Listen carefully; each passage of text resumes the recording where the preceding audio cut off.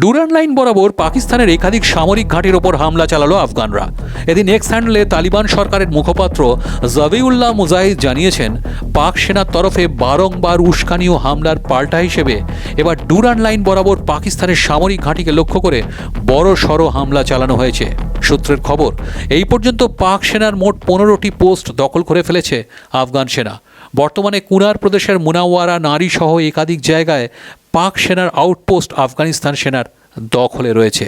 এই হামলায় পাকিস্তানের বহু সেনার মৃত্যু হয়েছে বলে খবর। বেশ কয়েকজনকে বন্দিও করেছে আফগান সেনা।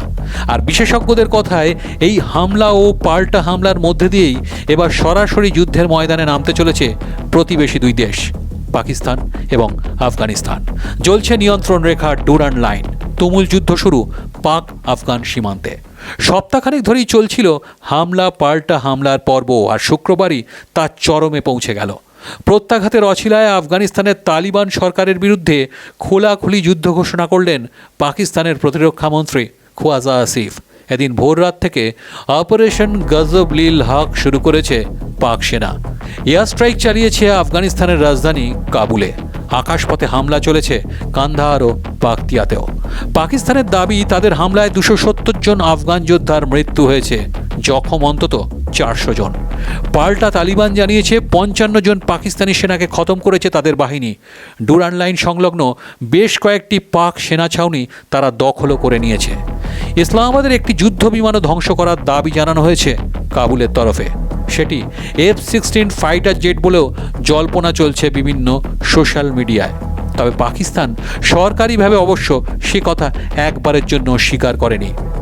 এইসব চাপানুতরের মধ্যেই কান্দাহারে পাক বিমান হানা ঘিরে চর্চা তুঙ্গে, কারণ তালিবান শীর্ষ নেতৃত্বের খাস তালুক আফগানিস্তানের এই শহরটি। সেখানে এয়ার স্ট্রাইকে আফগান তালিবানের সর্বোচ্চ নেতা হিবাতুল্লাহ খুন্দজাদার মৃত্যু হয়েছে বলে রিপোর্ট একটি ইউরোপীয় থিঙ্ক ট্যাঙ্কের। বিষয়টি নিয়ে তুমুল আলোচনা শুরু হয়েছে ইতিমধ্যেই। তবে এ বিষয়ে রাত পর্যন্ত কোনো সরকারি বয়ান সামনে আসেনি। সংঘাতের এই আবহেই আফগান তালিবান তাদের আত্মঘাতী বাহিনীকে প্রস্তুত করছে বলেও বিভিন্ন সূত্রের খবর।